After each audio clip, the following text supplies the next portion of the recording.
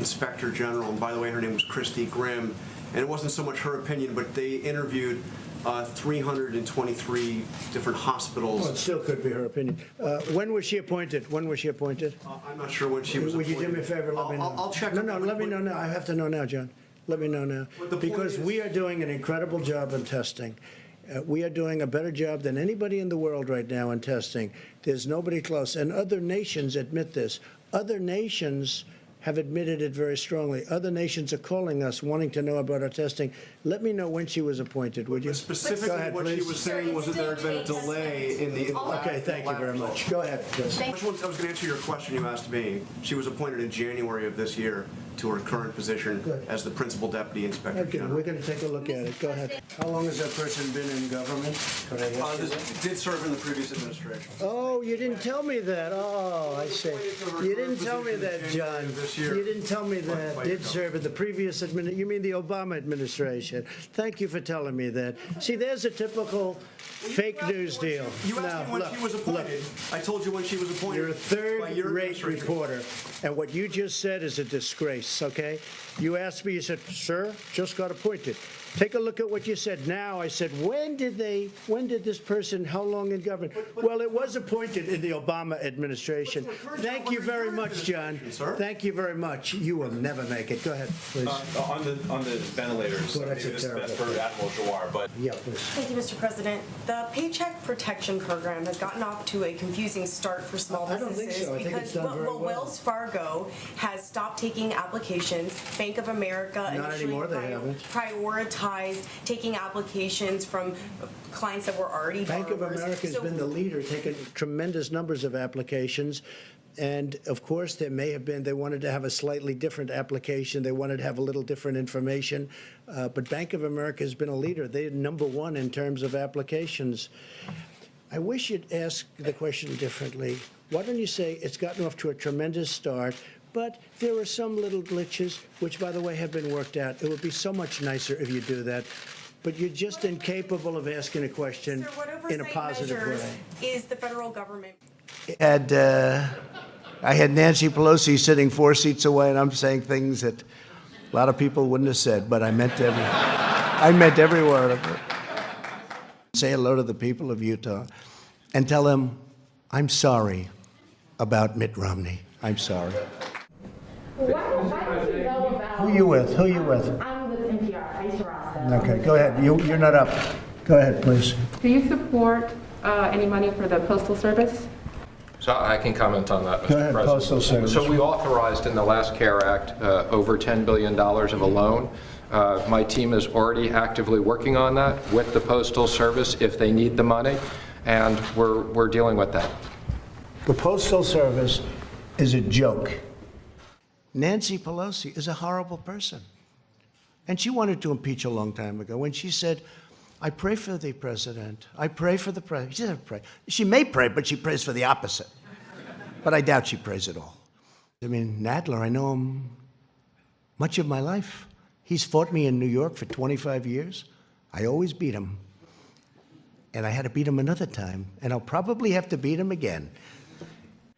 When on January 31st, I instituted the ban, Joe Biden went crazy. He said, you don't need the ban. He didn't go crazy. Like he didn't even know what the hell the ban was. So he didn't go crazy. But he did call me xenophobic. Wait a minute. He called me xenophobic. He called me a racist because he has since apologized and he said I did the right thing. So when you say, why didn't you this? Every Democrat thought I made a mistake when I did it. I saved tens of thousands, maybe hundreds of thousands of lives by putting time that you bought. The argument is that you bought yourself some time and you didn't use it to prepare hospitals. You didn't use it to ramp up testing. Right now, nearly 20 million people are disgraceful. unemployed. When I first got to know him, They do. they tour around? They'll get about 10 minutes of weightlessness before they come back to Earth. So it's not so much of a tour around, but just a period of time where you get to experience weightlessness. Would you do it? I would absolutely do it. Are you kidding? In a heartbeat. And in fact, I'll pass. Yesterday, Jared Kushner said the notion of the federal stockpile was it's supposed to be our stockpile. It's not supposed to be state stockpiles that they then use. What did he mean by our? Oh, what are you asking? And I mean, even the fact that taxpayers taxpayers from What's that? every I got state you. pays I for got you. it. No, You it's used the not word gotcha. hour. What do Hour, you know what hour means? United States of America. That's what it means. It means the states. hour. It means the United States of America. And then we take that hour and we distribute it to the states. So why did you Not say that we it's have not to. supposed to be state stockpiles that they then Because we need it for the government and we need it for the federal government. But when the states are in trouble, no, to also keep, giving it to if it's not to the states. to keep for our country, because the federal government needs it too, not just the states. But out of that, we oftentimes choose, as an example, we have almost 10,000 ventilators, and we are ready to rock with those ventilators. We're going to bring them to various areas of the country that need them. But when he says our, he's talking about our country. He's talking, excuse me, he's talking about the federal government. I mean, it's such a basic, simple question, and you try and make it sound so bad. You ought to be ashamed of yourself. You know what? You ought to be ashamed. It's such a simple question. He said our. An hour means for the country. An hour means for the states, because the states are a part of the country. Don't make it sound bad. Don't make it sound bad. Go ahead, Steve. Go ahead, back here. You just asked your question. You just asked your question in a very nasty tone. Let's go. You didn't give me an answer. Please. Mr. President, I gave you a perfect answer. You know it. Go ahead. Yeah. Despite the nearly 1.8 million tests that you say the United States has done, the Inspector General for the Department of Health and Human Services released a report today, a survey of more than 300 hospitals across the country, and the number one complaint from those hospitals were severe shortages of testing supplies and Well, a it's really just wrong. long wait time. I mean, It's a just week wrong. or longer. And did I hear the word Inspector General? Really? It's wrong. And they'll talk to you about it. It's wrong. But this is your own government. Well, where did he come from, the Inspector General? What's his name? It came from the Inspector No, General what's his name? report. What's I his don't name? know his name Well, off the top tell of me my his name. head. Let me know, okay? Give me the name of the Inspector General. Could politics be entered into that? Go ahead, This please. is our if I can follow up on this question of the HH. Guy in a basement of a house that the press is giving a free pass to, who doesn't want to do debates because of COVID, and lots of things are happening, right? And I watched a couple of interviews, and I say, oh, I look forward to this. But they're keeping him sheltered because of the coronavirus. And he's not moving around. He's not moving too much. What do you say to Americans who are upset with you over the way you downplayed this crisis over the last couple of months? It's people like you and CNN that say things like that, it's why people just don't want to listen to CNN anymore. You could ask a normal question.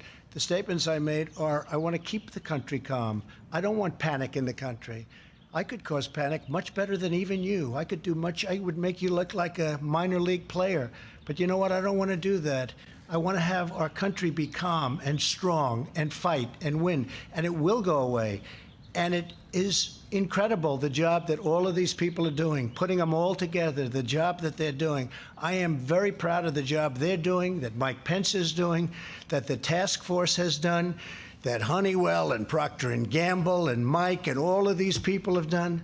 I'm very proud. It's almost a miracle, and it is, the way it's all come together. And instead of asking a nasty, snarky question like that, you should ask a... And we're prepared to do vast numbers. I think we're in great shape. I hope that's the case. I hope that we're going to have leftovers so we can help other people, other countries. Everybody who needs one will be able to get a ventilator. Look, don't be a cutie pie, okay? You know, everyone who needs one. Nobody's ever done what we've done. Nobody's done anything like we've been able to do. And everything I took over was a mess. It was a broken country in so many ways other than this. We had a bad testing system. We had a bad stockpile system. We had nothing in the stockpile system. So I wouldn't tell me what like being a wise guy. Go ahead. No, I think the Washington Post covers us very inaccurately, covers me very inaccurately. I saw the story. I think it's a disgrace. But it's the Washington Post, and I guess we have to live with it. It's a very inaccurate, quiet. Then Bob Mueller testified. That didn't work out so well for the other side. Okay. Mr. President, I know that you continue to say you absolutely. Okay, hold it one second. Any other questions from any other people? Okay, thank you very much, everybody. Thank you. Let's run. More balance. Very angry media all around this room, and they want one of these seats. But because of social distancing, we are keeping them empty, and they are keeping them empty. Will there ever be a time when all of those really angry people who don't like me much to start off with, but now they really don't like me, will there ever be a time when these seats are full, like full to the brim like it used to be, where people are almost sitting on each other's lap? And this whole row over here is packed, and now they're outside wanting to get in, and they're very jealous of all of these reporters. Will we ever have that again, or is that something that will be, it'll look like this forever? Go ahead, ask a question. But the question, sir, was what did you want President Zelensky to do about Vice President Biden and his son Hunter? Are you talking to me? Yeah, it was just a follow-up of what I just asked you, sir. Listen, you ready? We have the President of Finland. Ask him a question. I have one for him. I just wanted to follow up on the one that I asked you, which was, Did you hear what me? did you want Did you him hear to me? Yes, Ask sir. him a question. I will, but I've given you a long answer. Ask this gentleman a question. Don't be rude. No, sir, I don't want to be rude. I just wanted you to have a chance to answer the question that I asked I've you. answered everything. It's a whole hoax. And you know who's playing into the hoax? People like you and the fake news media that we have in this country. And I say in many cases, the corrupt media, because you're corrupt. Much of the media in this country is not just fake, it's corrupt. Understand, we first went through Russia. It was all bullshit. How come we have many of the experts from CNN and many other networks, if you call CNN a network, I don't personally. I think this is the part that we really need to take personal responsibility for. Saturday, I had a little low-grade fever. Uh-oh. So, actually, probably a GI thing. Do you want him to rein in Robert Mueller? What a stupid question that is. What a stupid question. But I watch you a lot. You ask a lot of stupid questions. Millions, as you witness, who are scared right now. What do you say to Americans who are watching you right now who are scared? I say that you're a terrible reporter. That's what I say. Go ahead. When I first got to know Jim, I said, he never wears a jacket. What the hell's going on? He's obviously very proud of his body. You know you're a fake. You know that. Your whole network, the way you cover it, is fake. And most of you, and not all of you, but the people are wise to you. That's why you have a lower approval rating than you've ever had before, times probably 3. Yeah, Mr. President, after the presentation we just saw about the heat and the humidity, is it dangerous for you to make people think they would be safe by going outside in the heat, considering that so many people are dying in Florida, considering that this virus has had an outbreak in Singapore, places that are hot and are humid? Here we go. The new headline is Trump asks people to go outside. That's dangerous. Here we go. Same old group. You're the president, and people tuning into these briefings, they want to get information and guidance and want to know what to do. They're not looking for rumors. Phil, I'm the president, and you're fake news. I know you well because I know the guy. I see what he writes. He's a total faker.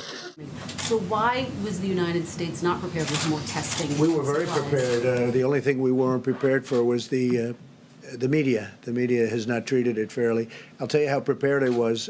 I called for a ban from people coming in from China long before anybody thought it was. In fact, it was your network. I believe they called me a racist because I did that. It was many of the people in the room. They called me racist and other words because I did that, because I went so early. So when you say we weren't prepared, had I let these tens of thousands of people come in from China a day, we would have had something right now that would have been, you wouldn't have even recognized it compared to where we are.